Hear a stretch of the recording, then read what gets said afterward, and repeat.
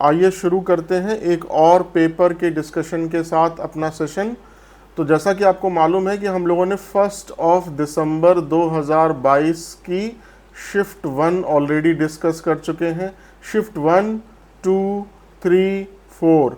उसके बाद हम लोगों ने अगला लिया था 14 जुलाई 2023, शिफ्ट 1, 2, 3 एंड 4। तो अब हम लोग अगला अब वापस 2022 में जा रहे हैं।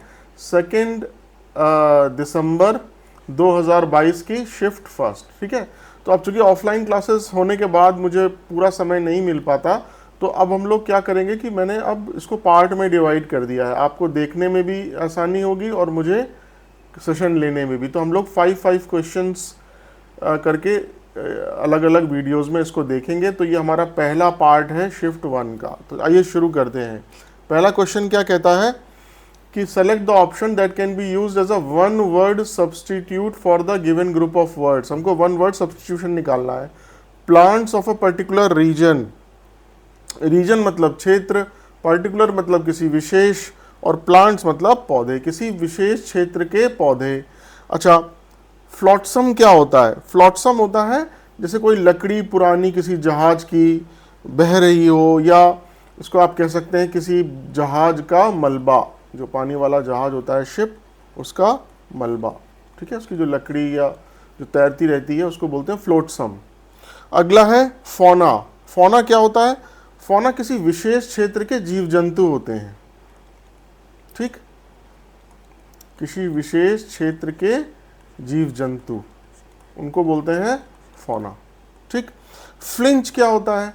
फ्लिंच का मतलब होता है, अगर हिंदी में बोले हम, तो जैसे किसी अचानक कोई हरकत करना। ठीक है, कोई अचानक हरकत करना शरीर में किसी दर्द के कारण या किसी डर के कारण, या जैसे हम लोग बोलते हैं फड़कना हिंदी में। ठीक, वो चीज़ होती है फ्लिंच। उसके बाद है फ्लोरा। फ्लोरा जो है वो होती है वनस्पति, किसी विशेष क्षेत्र के पौधे, किसी विशेष क्षेत्र के पौधे, इनको बोलते हैं किसी विशेष क्षेत्र के पौधे। ये है फ्लोरा। तो हम क्वेश्चन में क्या आ रहा था? Plants of a particular region. तो आंसर क्या हो गया? फ्लोरा। फ्लोरा जो है वो वनस्पति होती है किसी विशेष क्षेत्र में उगने वाली। ठीक है, चलिए आइए सेकंड क्वेश्चन करते हैं। Select the most appropriate option to substitute the underline segment. जो अंडरलाइन सेगमेंट है उसको सब्स्टिट्यूट करना है हमको। ठीक है, Abu said that he saw the picture. Abu ने कहा कि उसने एक पिक्चर देखी थी।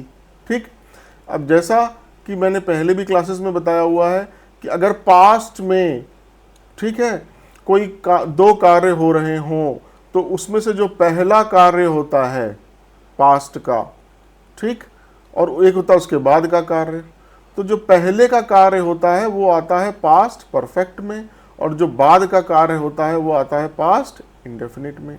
तो इसमें क्या है? अबू ने कहा कि उसने एक पिक्चर देखी थी, तो पिक्चर पहले देखी थी, अबू ने कहा बाद में, तो ये पोर्शन तो ठीक है। तो जब उसने कहा तो वर्ब की सेकंड फॉर्म आई, और यहाँ उसने पिक्चर देखी थी, यहाँ भी वर्ब की सेकंड फॉर्म आई, तो ये भी पास्ट इंडेफिनिट है और ये भी पास्ट इंडेफिनिट है।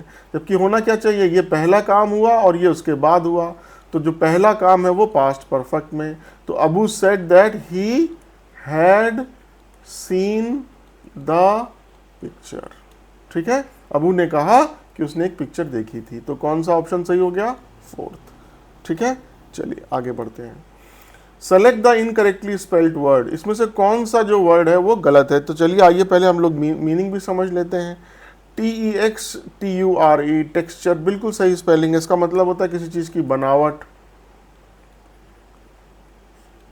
ठीक, स्लेज, SLEGE, स्लेज जो है वो एक तरीके का एक जैसे आइस, सॉरी स्नो पे जब हम लोग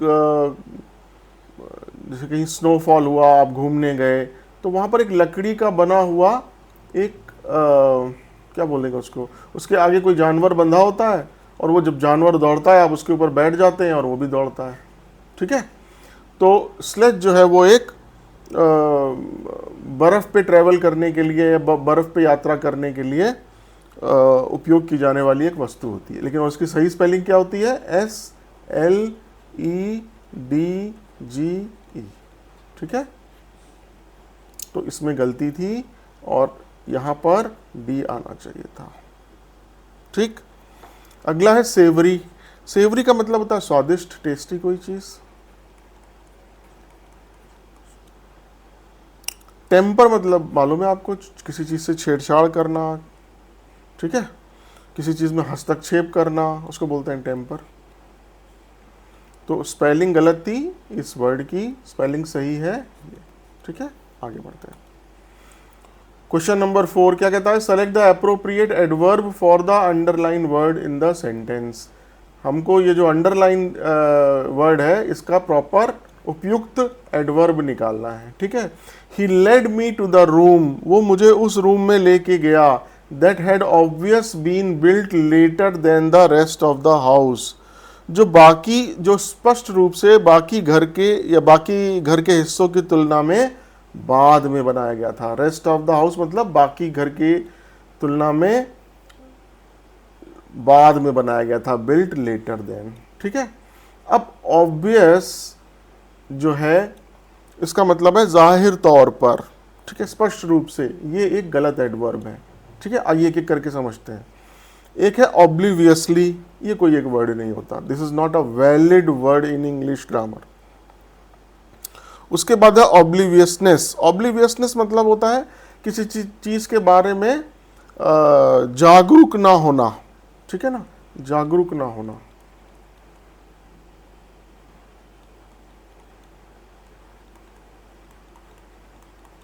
not oblivious with the surroundings, आसपास की चीज़ों के बारे में, स्पेशली क्या आपके पास हो रहा है उसके बारे में आप जागरूक नहीं है, ऑब्लिवियसनेस।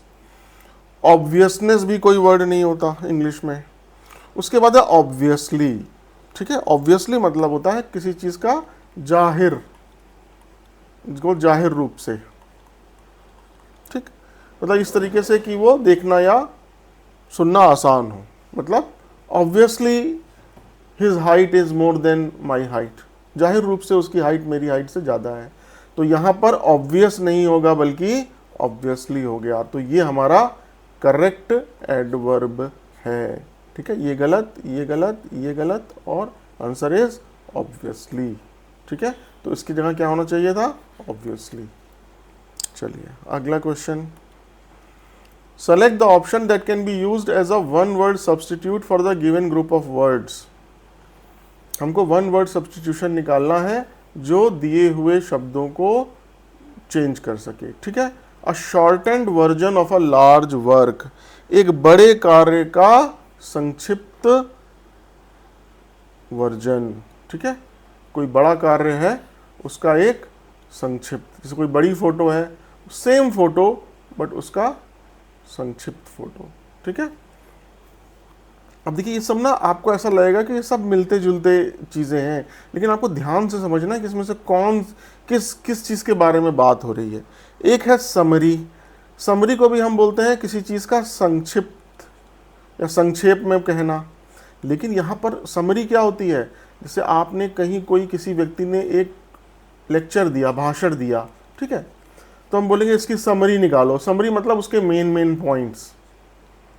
ऐसा नहीं है कि उसकी जो भाषण है उसको आप उसको समरी नहीं बोलेंगे कि उसको शॉर्ट कर दिया तो वो समरी हो गया। नहीं, उसकी जो मेन पॉइंट्स हैं उसको हम बोलेंगे समरी। ठीक, इसको बोलते हैं प्रेसी। प्रेसी जो है वो एक टेक्स्ट के लिए यूज किया जाता है हमेशा। ठीक है, प्रेसी का मतलब होता है शॉर्ट फॉर्म ऑफ टेक्स्ट, किसी टेक्स्ट का short form of a text.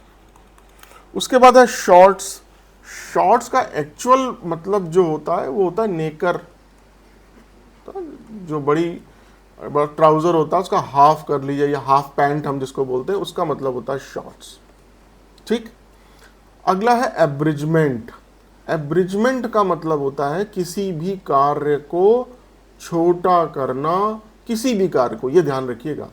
ये हो गया मेन पॉइंट्स। प्रेसी शॉर्ट फॉर्म होता है लेकिन केवल टेक्स्ट के लिए यूज होता है। शॉर्ट्स का मतलब जनरली हम निकालते हैं किसी नेकर से। एब्रिजमेंट का मतलब होता है, इसको हिंदी में अगर आप लिखें तो इसका मतलब एक्चुअल होता है संक्षिप्तीकरण, और ये किसी भी कार्य का, तो जैसे लिखा ना लार्जर वर्क, तो किसी भी कार्य का छोटा फॉर्म हम बोलते हैं। सपोज ताजमहल है तो ताजमहल का एब्रिजमेंट, सेम चीज छोटे फॉर्मेट में कहीं बना दी गई। ठीक, किसी ने कोई जैसे हम लोग बोलते हैं कि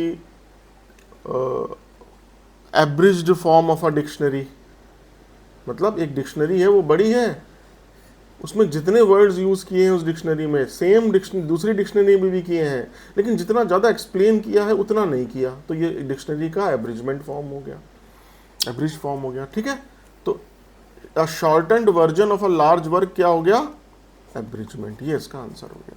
तो यही इसका आंसर क्यों है ये आपको समझना है। ठीक है, चलिए फिर अब हम लोग एक दूसरे पार्ट में मिलेंगे, सेम शिफ्ट का पार्ट 2 में हम अगले फिर 5 क्वेश्चन करेंगे। ठीक है, थैंक यू सो मच।